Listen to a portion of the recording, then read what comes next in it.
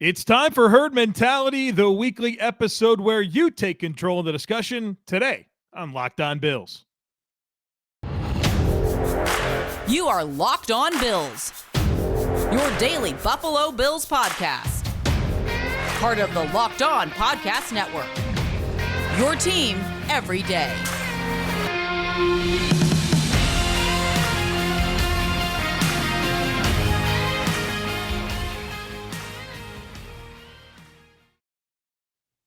What's up, Bills Mafia? It's Joe Marino from the Draft Network, and I'm your host of Locked On Bills. Happy Friday to you, and thank you for making Locked On Bills your first listen every day. And as a reminder to you, we are free and available on all platforms, including YouTube. Today's episode is brought to you by BetOnline. BetOnline has you covered this season with more props, odds, and lines than ever before. BetOnline, it's where the game starts. Well, folks, we got a lot to get into today when it comes to some outstanding herd mentality questions. And we also do need to acknowledge right off the bat that the injury situation for the Buffalo Bills entering this Miami Dolphins game is not looking so good. And tomorrow on the podcast, and yes, tomorrow we're going to have a Saturday episode because things got a little bit out of schedule this week with the Bills playing on Monday Night Football, and I wanted to get herd mentality in, so we're doing that today.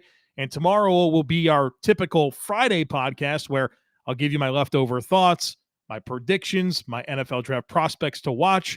But also, we got to talk to Dr. Kyle Trimble about these injuries. And there's a lot to get into. On Thursday, Micah Hyde, Dane Jackson, Jordan Phillips, Jordan Poyer did not practice. And so a lot of concern, especially when you're talking about the biggest threat that the Dolphins offer are those receivers, Waddle and Hill, and you're potentially without any of your starters in the secondary. And when I say any, that extends to Trey White. So Hyde, Poyer, Trey White, Dane Jackson. I mean, there's a lot to get into there. So we'll save that for Saturday, and we'll leave it to the expert, Dr. Kyle Trimble, to let us know what's going on there. And then from there, I'll build some things to talk about off of that, because this availability on Sunday is very, very concerning. All right, let's get into your herd mentality questions. The first one comes from Chris. Chris says it's officially Dolphins week, and I've been waiting a few weeks to ask you this. I've heard numerous people talk about taking away Tua's first read is the best way to beat him. Can you explain what that means? How do teams do that, and how can the Bills do it?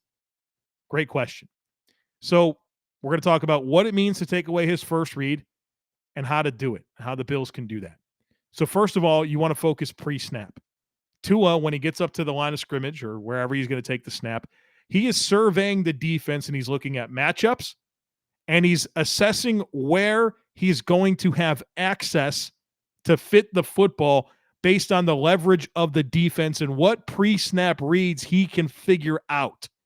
What clues can he get from assessing the alignment of the Bills defense as to where post-snap the space is going to be available to throw the football.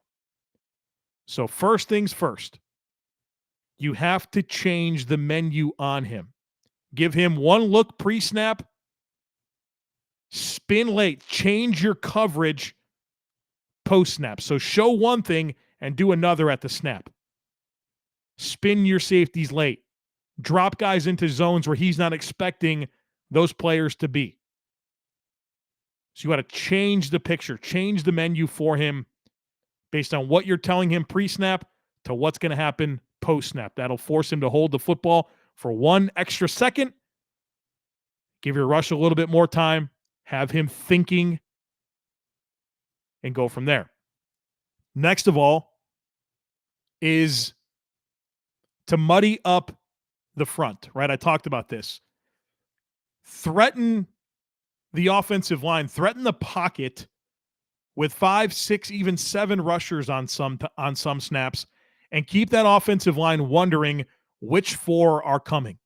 So threaten with 5, 6, 7, but only 4 rush and the rest go back into coverage. That's going to create some level of pause for Tua. And I'd even go as far as to say Be willing to drop Von Miller. Be willing to drop Greg Rousseau, Boogie Basham into coverage for some short zone responsibilities. All part of changing the picture for him. Well, he sees Greg Rousseau is lined up over the left tackle. He probably thinks he's going to rush the passer. No, have him drop out at the snap and send the slot corner. Be creative with your rush package. Rush 4. Don't rush more than 4, but be creative with it to get the offensive line thinking, to get Tua thinking, and ultimately forcing him to hold the football and maybe have to go somewhere different than he intended to go with the football. So hopefully that answers the question of what it means, how teams can do it, and what specifically the Bills can do on Sunday. And with these injuries in the secondary, this will be more important than ever. Next one comes from Paul. Paul says the Baltimore secondary was supposed to be one of the best in the league, but got torched in the last quarter by the Dolphins. Do we match up better than Baltimore, or will it be as equally as hard for us? Well, I think if Baltimore was healthy, they would have one of the better secondaries in the NFL, but they're not. And so when you look at their defensive backfield, Marcus Peters, one of their starting corners, that was his first game of the season. You could tell he was gassed. Marlon Humphrey, their best player on defense, he got injured during the game, wasn't available late. Brandon Stevens, their third corner, he was out for the game. And so Jalen Armour Davis, a one-year starter at Alabama, rookie fourth-rounder, he's playing a ton of meaningful snaps. And so is Damarian Williams, who's a rookie fourth-rounder. Kyle Hamilton's back there, who's a first-round pick, but a rookie. So you don't have the players you intend to have. Yeah, you have Marcus Williams, but he's playing with 3 rookies with him on the back end. Not to mention their entire edge rusher situation was injured. They only had 2 available for the game. And probably more important than anything is you're talking about a Ravens defense that is not equipped to play zone coverage. That's all, everybody that they have, it's all about man coverage. It's Marcus Williams as your one high free safety and then playing man coverage underneath it. You can't do that against Miami. You have to play zone. So you're banged up, you're inexperienced, and you have a bunch of players that are best suited to play man coverage but have to play zone. Of course, there's going to be letdowns and coverage breakdowns and those types of things. Now, I'm not trying to take anything away from Miami. Give them all the credit. They made the plays.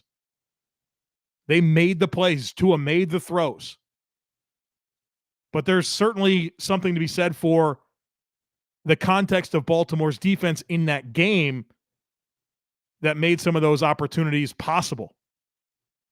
The next one comes from Jonelle, who says, outside of economic/salary cap implications, would you trade straight up Diggs and Davis for Hill and Waddle effective immediately? Absolutely not. I would not do that. And here's why. People matter. People matter.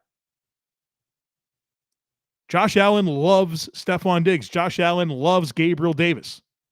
So regardless, or I don't even find it necessary to talk about skill sets, talent level, whatever other variables. I'm not going to take away the 2 guys that he loves for 2 guys that he's never played with. In a vacuum, maybe I would answer the question differently, but we're talking about the Bills, and I'm not going to pull the rug out from Josh Allen when it comes to his top 2 receivers. I mean, could you imagine? Yeah, I like the skill sets that Waddle and Hill have, but Diggs and Davis, those are Josh Allen's dudes. And there's a human being element to this conversation that we have to keep in mind. The next one comes from Doug, and there's going to be some fun stuff here on Doug's question here. Not really the first part of his question, but towards the end. Doug says, first of all, prayers for Dane Jackson. All the reports are that things are as good as they can be after a scary, scary hit. Regardless of whether Dane can suit up, do you think this is the game Kyer Elam was drafted for? With his ability to jam at the line and sub 4.4 speed, it seems like a perfect time to play more press coverage to prevent free releases from Waddle and Hill. To that end, I know Benford is a big DB, but what are his press coverage and recovery speed skills like to match up with Miami's speedy receivers? Finally, does your daughter have a Bills jersey yet? And who is she rocking? My girls have matching Josh Allen jerseys, and they get so excited on game days. Thanks for all you do. So we will talk about my daughter in jerseys in just a moment, but let's talk about the football side of this question with Dane Jackson potentially not being available. If this is a great game for Kyer Elam, and of course, Christian Benford's ability to play press coverage. Let's focus in on Elam first. Jalen Waddle and Tyreek Hill are 4.2 athletes. Tyreek Hill runs 4.29 in the 40-yard dash. A straight line, he runs a 4.29.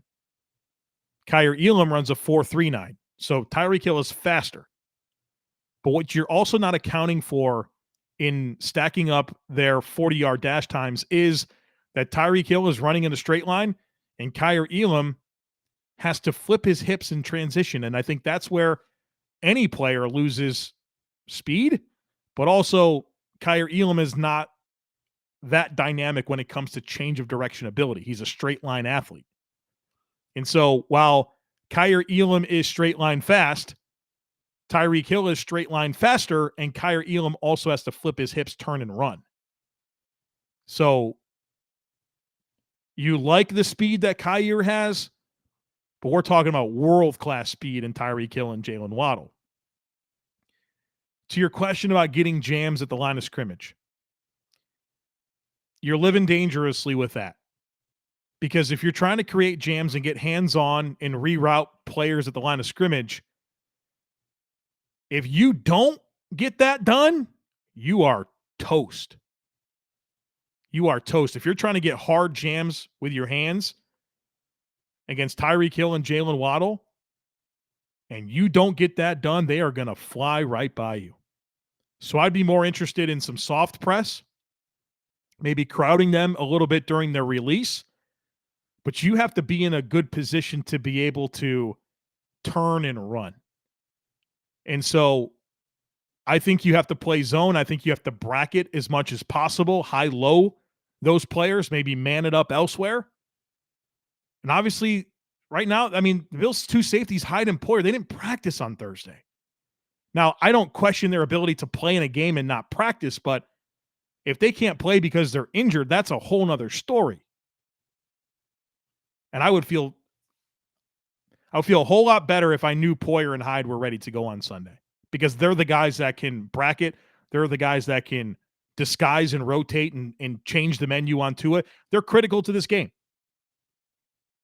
If you asked me to pick 3 players that I was guaranteed to have on Sunday for the Bills, I would pick Josh Allen, Jordan Poyer, and Micah Hyde. And then I would fill it in from there. But those are the 3 most important players on Sunday, in my opinion. As for my daughter, and there's a lot of new listeners to the podcast, so let me tell you that I do have a daughter. She's 2.5. Her name's Rebecca Jean. Love her to death. I love being a dad. It's my favorite thing I get to be as a dad. And my wife and I, we love being parents. And my wife is a Carolina Panthers fan. We've been working on that transition. She loves the Bills, but she loves the Panthers a little bit more. But I know that she will always root for the Bills unless the Bills and Panthers are playing in the same game.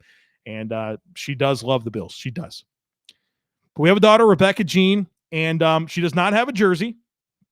She does have some Bills T-shirts. And I'll be honest with you, I don't even have a Josh Allen jersey. And I know that those things are pretty expensive, so I don't know if I want to – how quickly is she going to grow out of it at 2.5 years old? Probably pretty quick. But she does know all about Josh Allen, and I'm going to play a video for you. So if you're on the YouTube channel, you're going to see something that I think is very, very cute.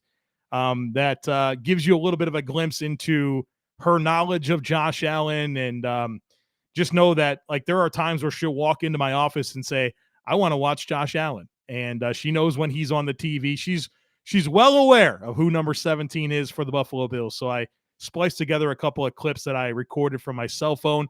And if you're listening on a regular podcast feed, you'll hear it. And if you're on YouTube, you will see it. So here you go. That's Josh Allen. Yeah, watch him. Allen to the air and underneath Stephon Diggs for the gain of 6 yards. That's a good play, huh? Who's that? Josh Allen. Here he goes. So good on the move. He'll take off. He'll get a first down on the That's Josh Allen. Yeah. 7 and 2nd and 3. Allen comes to Devin Singletary. And he gets by Wagner for the first down. What do you want to do? Over here, we have it. Yeah. How do you be like Josh Allen? You want to be like Josh Allen? Yeah. Cool. Little wholesome content for you here on a Friday. But man, I melt whenever she wants to talk about Josh Allen. I promise you, I don't provoke it. I've talked about it a few times, and she's got the little people. Josh Allen plays with them all the time, and she knows all about them. And man, it's just makes you so happy as a dad. Hopefully, a lot of you guys can feel that same emotion because it's super cool. All right, folks, here's the deal. You don't want to be that guy. You don't want to be that guy that loses jewelry, right? We've all seen these videos of people on the internet. Somebody's proposing and they got the ring and they're on a deck and the ring falls out and it goes through the deck and into the water. And that sucks, right? You don't want to be that guy. Well, folks, the guys at BrightCo Jewelry Insurance will make sure you get a replacement for the full value of that ring, no matter if it's lost, stolen, or you just can't figure out what happened to it. Go to bright.co/locked on. It's the fastest, easiest, and cheapest way to cover your butt with the best jewelry insurance in the business. These guys at BrightCo are geniuses. They made buying insurance for your engagement ring, your watch, or whatever so easy that you can get covered in minutes on your cell phone. You won't find a better deal on great coverage that's super affordable. Bright.co/locked on. We all hate insurance, but these guys at BrightCo have turned the entire experience around. It is the fastest and easiest thing you can do for yourself this week. There's no excuses. For $5 a month, you can get totally comprehensive coverage, and it won't take you more than 2 minutes on your cell phone. Check it out. Bright.co/locked on.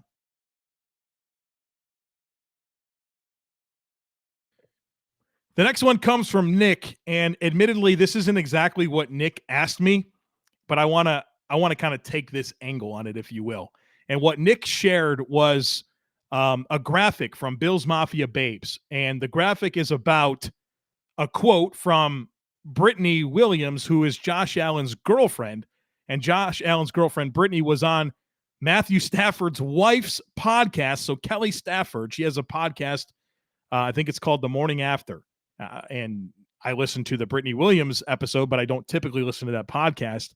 And as Brittany was talking about Josh Allen and some of his habits as a human, she talked about how he sets 20 alarms every day and sleeps right through them. And she wakes up on the first one and has to smack him to wake him up, right? So Josh Allen is that person that sets 20 alarms when he has to wake up and sleeps through them. And so the question that I'm going to make Nick ask me is, are you team Josh or team Britt? And folks, I love Josh Allen with everything that's within me, but I am team Britt all the way on this. Don't be that guy. Don't be that guy that has to set 20 alarms, not wake up, and now your significant other has to be woken up and has to stay woken up for an extended period of time because you won't get your butt out of bed. Not a fan of that, Josh. Get going, man. Get up and get going. Don't put your girl through that. Wake up and wake up when you're supposed to. One of the core principles, and I don't mean to get on these rants, but from time to time I will, because I worked really hard to come up with good process for my day. Part of the principles, or one of the key principles of my day, is that within 12 minutes from my alarm going off, that I'm at my desk working on the most important thing that I have to get done that day. So the alarm goes off at 5, and by 5:12, I'm downstairs working. And it sets me up for success that day to accomplish what I need to get accomplished, and most importantly, so that I can focus on my family that afternoon and not be bogged down by work. And so I know that me and Josh Allen have different lifestyles, but you can do it. This can be important to you, and you don't have to make your significant other go through that. A long time ago, before I started doing this football stuff full time, I had a regular job. And I remember days, very rarely, that my wife would have to wake up before me. And I would wake up when her alarm went off, and she was one of those people, and she is one of those people that she sets multiple alarms. Now, fortunately, I wake up way before her, so there's never a problem. But in those days where I didn't have to wake up and she's letting multiple alarms go off and hitting the sleep button over and over again, it's like, well, Come on, can you have some consideration for me? I don't have to wake up right now, but I have to sit here and try to sleep through this and be angry and annoyed that I can't sleep. So don't do that. Not a fan of that at all. The next one comes from Justin, who says, what are your thoughts on the new offense we have been seeing this year? It fascinates me seeing the different groupings on the field. Is Reggie Gilliam going to be our Kyle Juszczyk? I'll tell you what, I remember being at camp this year, and I reported some of this back on the podcast where I'm like, I can't believe these personnel groupings. I can't believe it. And then they continue to show up in preseason and now into the regular season. And it's like, wow, this is going to be a very diverse offense in terms of personnel packages and personnel groupings. And I think it's great because it's going to really make it difficult for opposing defenses to pick up on tendencies because the Bills are so versatile. And so I think the first acknowledgement that I want to make is that this is not Brian Daboll's offense. I mean, I was 2 quarters into the game at SoFi Stadium, sitting with Kyle Krabs, host of Locked On Dolphins. We're there at the game together. I turned to him and midway through the second quarter, I said, dude, this is not Brian Daboll's offense. And so we expected Ken Dorsey to put his stamp on this scheme, and my goodness, is he ever. Because there's a lot different in terms of how the Bills are lining up and what players at what positions are stepping onto the field. But I like it because it's successful, obviously. I mean, the Bills have scored over 70 points across 2 games. You take that all day long. It's very efficient. They're scoring. And I like that as you project it forward, it's going to be really difficult for teams to say, okay, when the Bills are in this look, they're doing this. Because the Bills are so multiple with their looks and their groupings. So that's what I really like about it to this point. It's been effective, and I think it's going to be hard to pick up on tendencies. Next one comes from Johnny, who says, I was pleased that the Bills are attempting to balance our offense by finally adding a running option in the game plan. It seems as though it was abandoned early on in the game due to lack of success, and then back to the air attack. Although the outcome was a win, why do you think we are so quick to ditch the run? And if we want the run game to work, why are we sitting our best back Singletary before he has a chance to establish rhythm? RB1 and RB2 combined for 9 carries for 36 yards. Hardly enough to get it going. What do you think? So I want to save my thoughts about Devin Singletary being taken out of the game to establish rhythm for the next item, which is going to come from Dan. All right, so stay tuned on that piece of it. But I want to comment now on the Bills getting out of that balanced approach that they showed early on in the game. We talked about this. It was very important to get Tennessee out of their game plan. You wanted them to become one-dimensional. You didn't want them to sit there and pound Derrick Henry, and that set up their play-action game and their RPO game. And the Titans had success on their first drive. They did. They ran Henry pretty effectively at times on that first drive. They started the game with that RPO and caught the Bills overcommitted to the run, and they hit a couple of play-action passes on that first drive. And they scored a touchdown. The Bills couldn't sit there and go back and forth with Tennessee. They needed to be aggressive and score points. And the best way they do that is to throw the football. And so you can't just sit there and try to work on something for the sake of working on it and trying to get the run game established if it's not working and keeping your opponent in the game when there's a clear way for you to score points and force them to become a one-dimensional offense. So it just wasn't the time. It wasn't the time to sit there and try to iron out your deficiencies in the run game. You got to figure that out some other way because you couldn't let Tennessee stick around. You couldn't. Now, the other part of the question will be answered in what's actually a statement by Dan, and I agree with everything that he's about to say. So just know what I'm about to read, I endorse. From Dan, as someone with Devin Singletary on 3 fantasy teams, I'm not thrilled with the output over the first couple of games. I assumed after a strong finish last season that he would be the undisputed number 1 running back. But the Bills appear to be trying out the same 3-headed monster approach that they started last season with. After carefully following this regime since its inception, I have to believe there is sound reason for this because there is no way that they didn't see what we all saw with the running game at the end of last year. I have 2 theories that are not mutually exclusive of each other. 1, the team wants to see what each back can do in this Dorsey scheme behind the revamped Aaron Kromer coached O-line. 2, and this is a doozy, fresh legs for Devin. I propose to you this. The Bills will do almost exactly what they did last season and use 3 running backs until the last handful of regular season games. This will allow Devin Singletary to not wear down in the beginning of the year and gives him a few games to assure his role as RB1 before playoff time. Unorthodox, but not crazy, right? Have I uncovered another instance of this Bills regime playing chess while the rest of the NFL plays checkers? Yes, it's everything you said, Dan. I think you have a perfect read on this situation. A perfect read on it. You want to see what you have in these backs, and you want to preserve Devin Singletary for when he's going to be the most important to you, which is at the end of the season and in the playoffs. You don't want to run him into the ground right now. And so, yes, that is absolutely what I believe this approach is rooted in, and I think it's the right approach. Absolutely. So good takes there. I support them fully. BetOnline is your number one source for all your pro and college football betting needs and sports information this season. You can find all of the latest football league developments, game matchups, news, and podcasts, including everything you need for Week 3 of the NFL season. BetOnline is also your continued source for all your sports wagering information, including live betting, esports, and scores. It's the fastest and easiest way to check in on all your favorite sports and events, including MLB, MMA, boxing, and golf. So head to the website today or use your mobile device to learn more about the trends and the action. It's BetOnline, and it's where the game starts.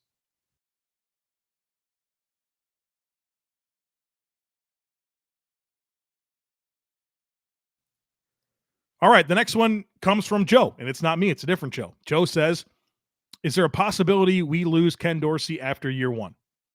Yeah, there is. There certainly is. Now, there's a lot that needs to play out an entire season.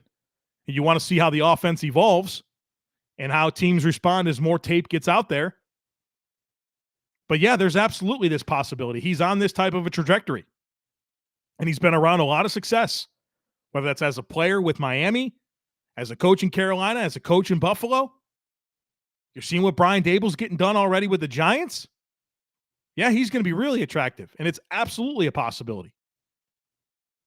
Now, I hope that he's awesome and he stays with the Bills for a while, but we have to acknowledge this possibility for sure. The good news is the Bills have Joe Brady as the quarterback's coach, and you'd like to think there could be an opportunity for him to be the successor to Ken Dorsey. But when you play football like this, when you come out there and, you're boat racing teams, other teams are going to want a part of what you're doing. So I think this is absolutely a possibility, and it goes back to something we've talked about in this podcast. It's not just about continuing to churn the roster and develop players. You got to do it from a front office perspective, and you got to do it from a coaching perspective. Brandon Beane has to continue to develop front office personnel, right? He's already lost Dan Morgan. He lost Brian Gaine. Now we got him back, but that was another guy that was plucked. You lost Joe Shane. You think other football teams out there aren't going to want Link Dawson? Or maybe giving Brian Gaine another chance? There's a lot of talent. And Dennis Hickey was plucked, right? This is going to happen. Often, you look at the Bills, right? Ken Dorsey is now the offensive coordinator. Brian Daboll was plucked. People are going to continue to want a piece of what's going on in Buffalo. And it's come back to Brandon Beane and Sean McDermott and their ability to groom and develop the next wave of coordinators and front office people and not just the roster. Justin says, when you have an absolute stud at quarterback, we all expected the offense to carry on where they left off last season. What has surprised you the most through 2 games with the defense? For me, it's the run D, 45 carries, 132 yards, 2.9 yards per carry. I want to push back a little bit on the first part of what you said there, Justin, about the expectation for the offense to pick up where they left off. Because last year that wasn't the case. The offense wasn't good to start the year. And that was in year 4 of Brian Daboll with everything being the same around Josh Allen.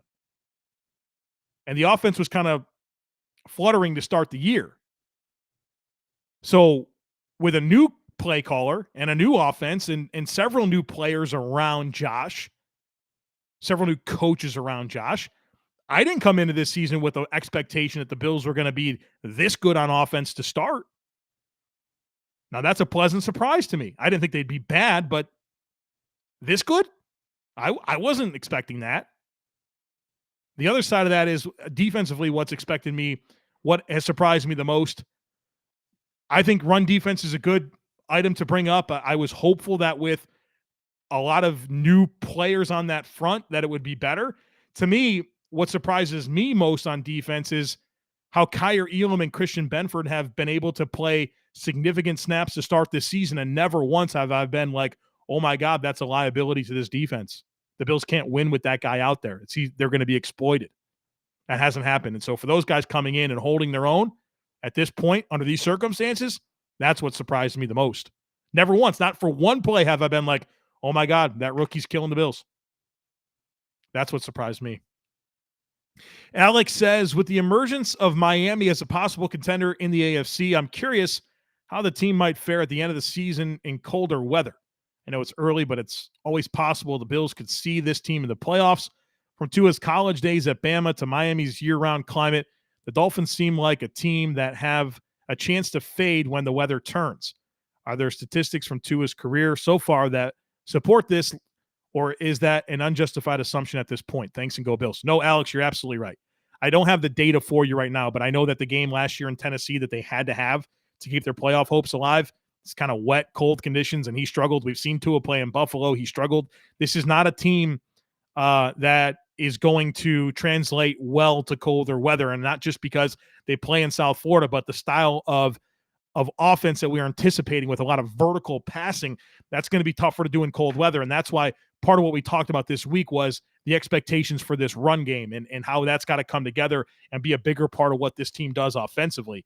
And so they've had some flashes, but I don't think their run game production is where they want it to be. So I think the big thing for Miami, defensively, I think they're in good shape. The style of defense they play will translate well to weather outside of their players not being accustomed to playing in colder climates. But they got to get their run game going because I think that's going to be a big staple. I don't think Tua's going to show up and go to places like Buffalo or go to Kansas City or go to Baltimore in January, that type of stuff. That's going to be difficult for him. And so that's something way down the line. But that if I was a Dolphins fan, I'd be thinking about that. And obviously you're at an advantage when teams come to your place in September, but playoff games are played in January, and you don't want to have to go on the road. And that's a possibility for them. Brandon, last one today, he says, I'm curious as to your assessment on Edmunds the first two games of the season as compared to last season. I thought he's looked solid so far this season and has definitely made more splash plays. Go Bills. Yeah, I mean, so here's the thing about Tremaine Edmunds. I don't have to go back and rehash everything that I think about Tremaine Edmunds. I did a podcast in July that was 35 minutes on me talking about Tremaine Edmunds and what I think of him as a player and the value that he brings to the team. And to give you a little bit of a glimpse into that, I like Tremaine Edmunds a lot, and I love the skill set that he brings. I like his leadership, and I like what he means to a Bills defense that has been outstanding with him as their middle linebacker. But I think the overall ability to feel his presence more to people watching games and to see some splash plays and to notice him more is just another example of this defense that Sean McDermott and Leslie Frazier and Brandon Beane have built, and how much they talk about how it starts up front. It starts up front. The Bills win up front, everyone else is going to play a lot better. And so I think because their defensive line play has been so much better this year, it has truly allowed Tremaine Edmunds to get to the football faster, process quicker, and be more consistent. Now, obviously, he's still making plays in coverage and influencing coverage lanes, and you saw him get his hand on that football that led to the Jordan Poyer interception.